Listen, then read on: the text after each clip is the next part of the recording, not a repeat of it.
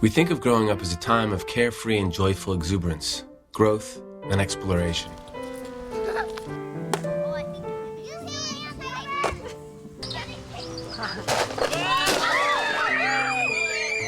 A time when children start each new day with a sense of wonder and curiosity about what life may bring them and what they may bring to the world.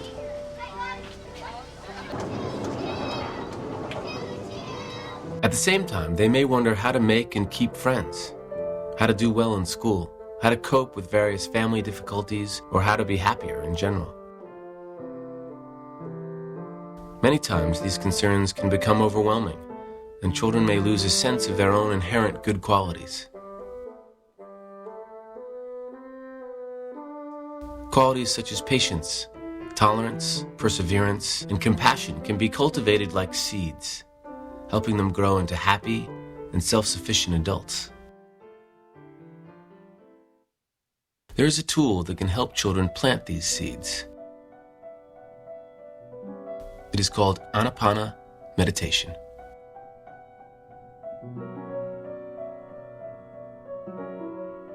Anapana is a simple concentration technique which actually means incoming and outgoing breath.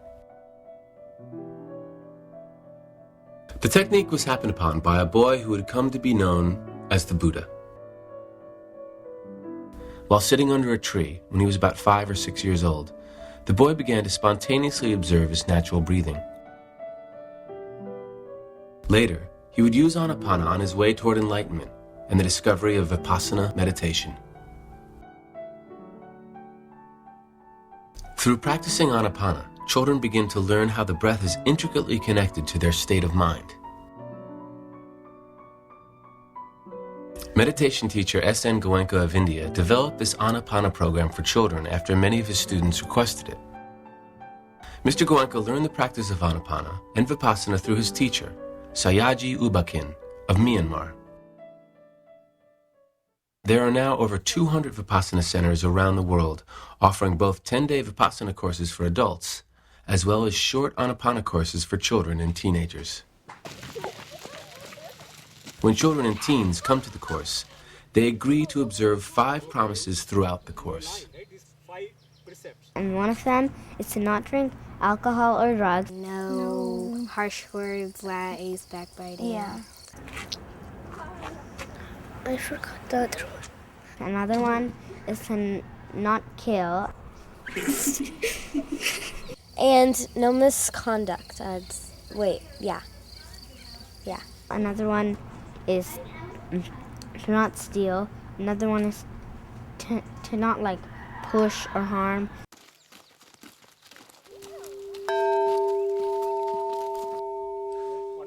The children learn how to focus their attention on their incoming and outgoing breath.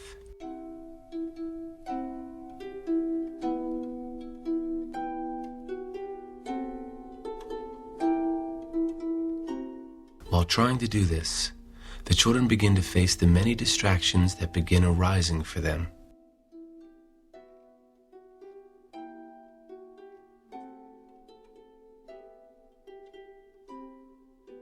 The teachers ask the children questions, provide clarification, and tell them stories to inspire them to keep practicing. If it was really difficult for you to keep your eyes closed the whole time, or most of the time, try a little harder. Try to keep your eyes closed, because you know by keeping your eyes closed, you won't get distracted, right? And you'll be able to do what, Kushing? Observe your breath. You can observe your breath. Excellent. Where? Where are we observing our breath? Vinay? At the entrance of the nostrils. Correct. So at the entrance of the nostrils right here, you can observe your breath coming in and going out.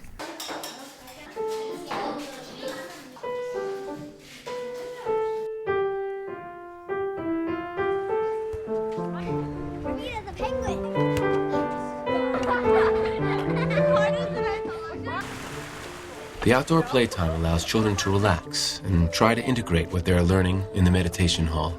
Like that. So all your colors? Take the water off, and then we use the glue. straighten the edges out. On my first and second courses, I would open my eyes a lot and say what's going on and how long were we meditating. Now I found it easier to concentrate.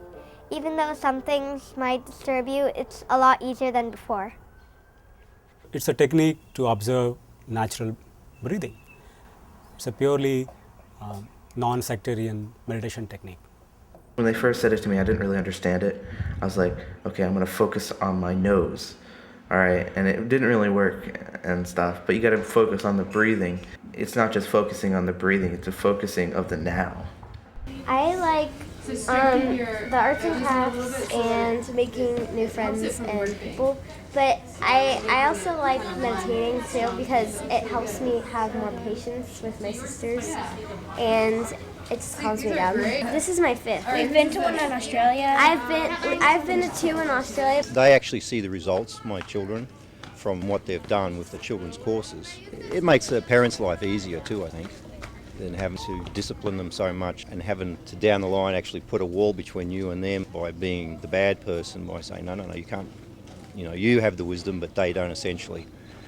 But the wisdom that they learn from themselves is, I think, a much better wisdom, knowing that their choices are not the best sometimes and learning from it.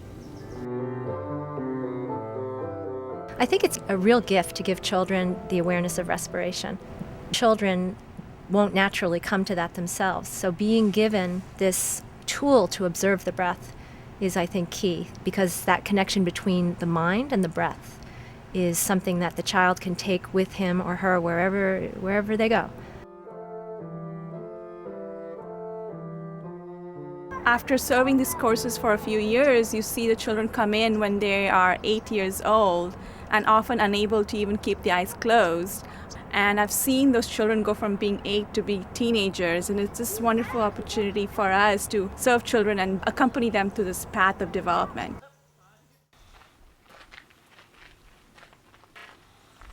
Who can explain why we are using the breath as the object of meditation?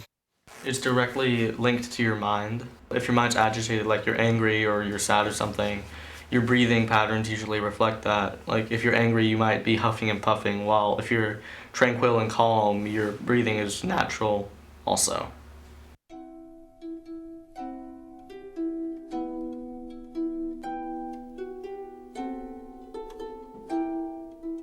It's kind of a feeling of, I don't need this, I don't want this, that can kind of go around in your head, but then when you actually are able to calm yourself down, you see the benefits. In the beginning, there's kind of a resistance to just not doing anything. Let's say I'm doing homework or something, and I'll be kind of scattered, and then I'll wait and I'll practice for 5 minutes, and then I'll just go through a whole sheet of math problems in a few minutes. Just because you're so centered and your mind is so powerful when you're so centered. Yeah. When he would act in a play, things in which he's seen by a lot of other people, that's a stress situation. I would often see him sort of taking a break and doing a little anapana. I didn't know he does that. I mean, it just by surprise, I just kind of got to know that he does that. So all I came to know was it became a resource for him, among the other resources he has.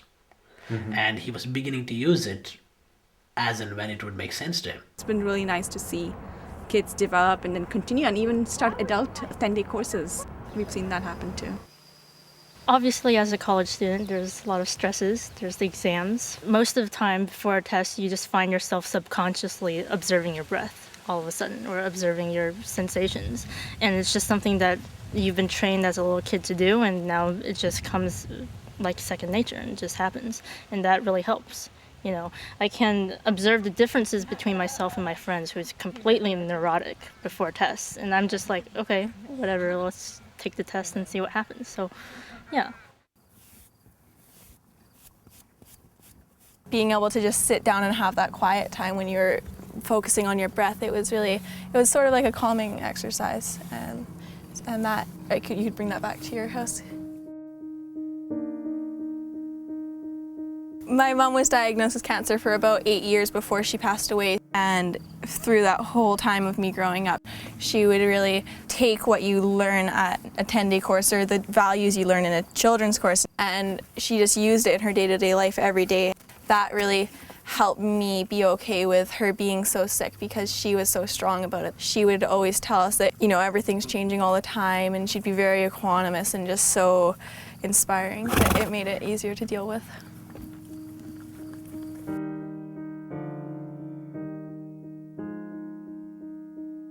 Seeing her practice Vipassana throughout my childhood really inspired me to take a course. Vipassana helped her a lot in her life, so I just thought that it would be a good thing to do.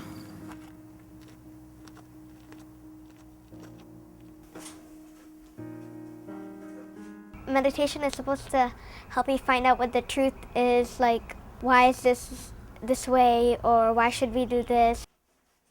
It helps me to calm down even when I'm really angry. I usually do find that, oh my God, I'm angry, I'm gonna try to calm down. It won't be like straight away, oh, I'm angry, calm down. It takes a while, but I still observe my breath after a while. It helps me feel like I'm doing something wrong and I shouldn't do it. It helps me get more motivated into saying we should stop arguing or find a compromise. We can see a remarkable change in her, that she's more compassionate with her classmates, friends. She's more compassionate, helping them. Just by helping others, it doesn't only make them feel better, I also feel special in a way.